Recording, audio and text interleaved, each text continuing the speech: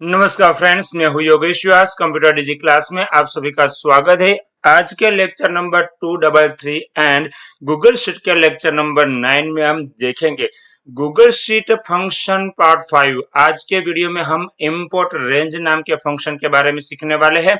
Friends, अगर एक sheet में से दूसरी शीट में अगर आप डेटा ले जाना चाहते हो, गूगल शीट की बात कर रहा हूं, एक्सेल शीट की बात नहीं कर रहा हूं, अगर अनदर गूगल शीट में से अगर डेटा इंपोर्ट करना चाहते हो तो आपको ये फंक्शन जरूर यूज करना चाहिए। तो चलो फ्रेंड्स, देखते हैं वो फंक्शन कैसे यूज करेंगे।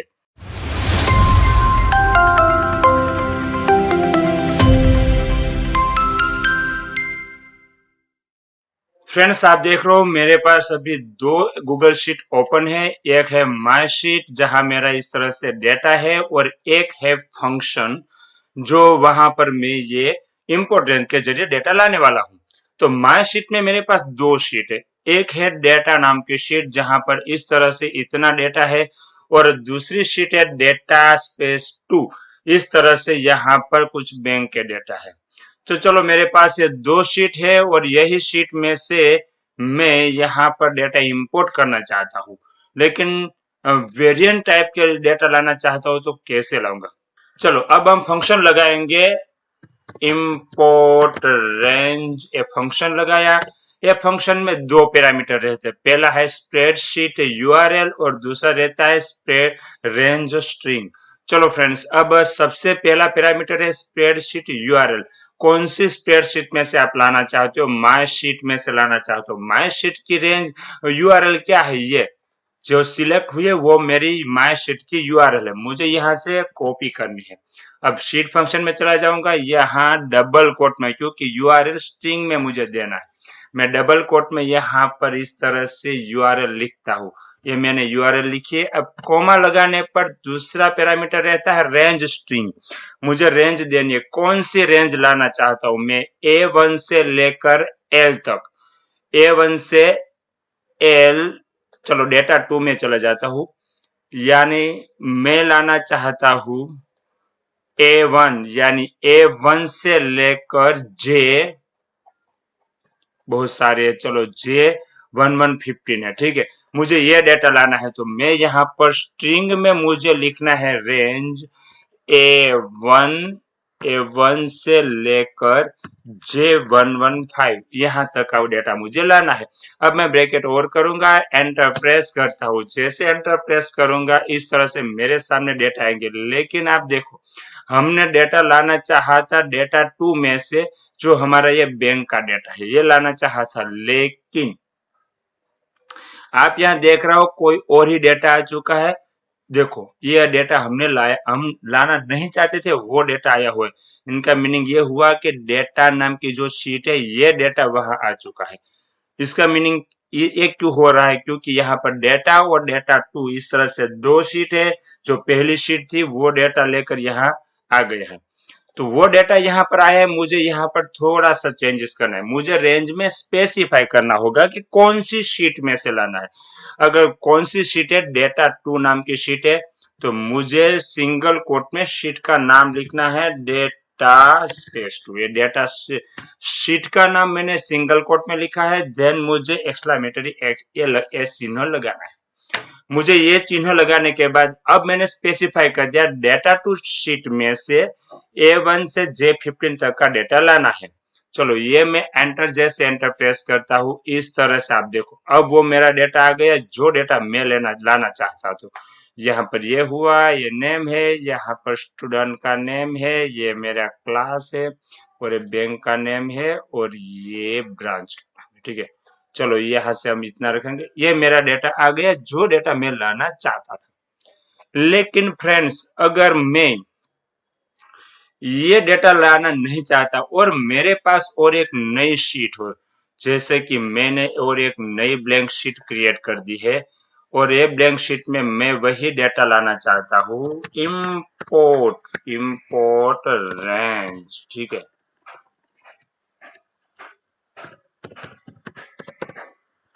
इंपोर्ट रेंज, ये मैंने फंक्शन लिखा। स्प्रेडशीट यूआरएल कौन से है?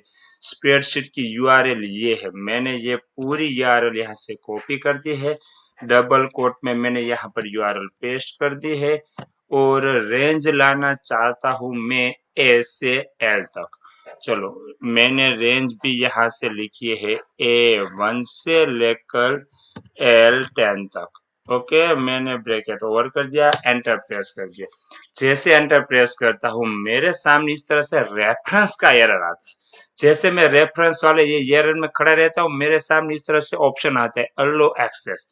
इसका मतलब ये हुआ कि ये जो शीट में मैं डेटा इंपोर्ट कर रहा हूँ, वो शीट को मुझे ग्रांटेड करना होगा एक्सेस करने के लिए। मैं यहाँ पर अलो एक्सेस अगर करता हूँ तो वो सारा डेटा अब आ गया। देखो, ये सारा डेटा यहाँ पर आ चुका है।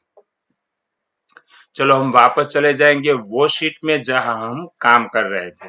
चलो फ्रेंड्स, ये डेटा हमारा आ गया, लेकिन आप देख रहे हो यूआरएल जो बहुत लंबी है, यहां से लेकर यहां तक की लंबी यूआरएल हो गई है। लेकिन इससे शॉर्ट यूआरएल भी बना सकते हो। कैसे? आप देख रहे हो, यहां से ये डी के बाद फॉरवर्ड स्लैश है, यहां से इतना पार्ट जो यूआरएल का एक पार्ट है, अगर वो आप निकाल देते हो तो ये आगे से मैंने निकाल दिया। उसी तरह यहाँ से फॉरवर्ड स्लैश के बाद यहाँ से यहाँ तक इतना पार्ट, ये भी अगर निकाल देते हो तो ये जो आपके सामने बचता है वो बचती है हमारे माई शीट की आईडी। अगर आप पूरी यूआरएल देना नहीं चाहते हो, सिर्फ इतनी आईडी ही देंगे तो भी चलेगा। देखो, हम एंटर प्रेस करेंगे, आप देखो ये डेटा आया है। इनका मीनिंग ये हुआ कि अगर हमें पूरी यूआरएल नहीं देनी हो तो कोई भी यूआरएल हो, कोई भी शीट हो, यहाँ से यहाँ तक डी के बाद स्लैश होगा, स्लैश के बाद यहाँ से इतनी, एडिट के पहले जो फॉरवर्ड स्लैश है यहाँ से, हर एक शीट में यहाँ से यहाँ तक आईडी रहती है, शीट की आईडी। वो शीट की आईडी अगर हम देंगे तो चलेगा। चलो, मैं थोड़ी सी चेंजेस करना चाहूंगा। ठीक है, अब मुझे क्या लाना है? मुझे सम करना है। कहां से सम करना है? ये जे वाला जो है वो इतना सम ही लाना है और कुछ नहीं लाना है। तो मैं यहां से इंपोर्ट फंक्शन जो है वो यहां से थोड़ी देर के लिए कट करता हूं। मैं लगाता हूं सम फंक्शन।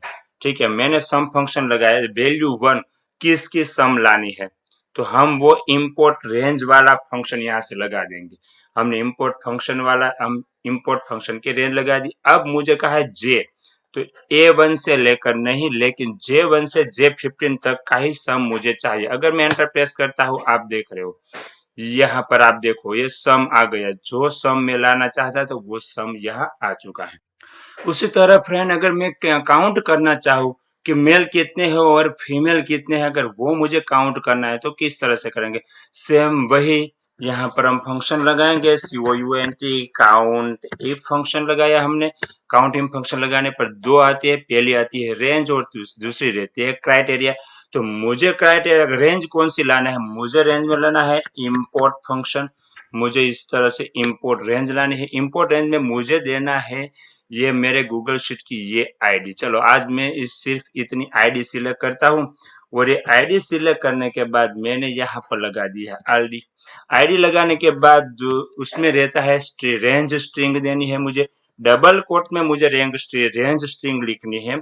सबसे पहले मैं सिंगल कोट में मेरे शीट का नाम लिखूंगा, डेटा 2, डेटा 2 लगा दिया।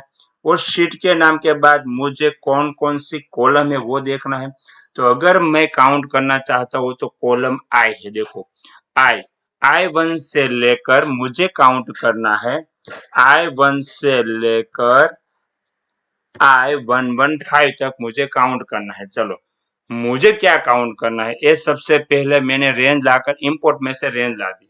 अब कोमा लगाने पर दूसरा पैरामीटर रहता है क्राइटेरिया। क्राइटेरिया मुझे क्या लाना है? मुझे मेल लाना है। तो मैं यहाँ से ये सेल भी सिलेक्ट कर सकता हूँ और एंटर प्रेस कर दूंगा। आप देख रहे हो मेल कितने हैं? 61 है। ठीक है, अब मैं इसे डाउन एरो पर क्लिक करूंगा, Ctrl Z लगा देंगे, यहाँ से यहाँ तक खींचना है 53। लेकिन यहाँ पर रेंज चेंज हुई नहीं हुए। देखो, क्योंकि रेंज चेंज नहीं होने का रीजन ये है कि हमने यहाँ पर स्ट्रिंग दे रखी थी। स्ट्रिंग में कभी चेंजेस नहीं होता। आप देखो 61 ये है और 53 ये है। तो उस तरह से आप काउंट इफ फंक्शन भी लगा सकते हो, काउंट लगा सकते हो, सम लगा सकते हो, सम इफ फंक्शन भी लगा सकते हो। और उसी तरह दो शीट में से कहीं किसी भी शीट में से आप डेटा इंपोर्ट भी कर सकते हो। फ्रेंड्स, मेरा वीडियो अच्छा लगा तो लाइक जरूर करें और मेरे चैनल को सब्सक्राइब नहीं किया है तो सब्सक्राइब करें और साथ ही साथ बेल आइकन को भी प्रेस करें और अपने दोस्तों के साथ शेयर कीजिए। मिलते हैं ऐसे ही वीडियो के साथ, तब तक थैंक्स फॉर वॉचिंग। मैं हूँ Yogesh Vyas from computer Digi class. Good bye.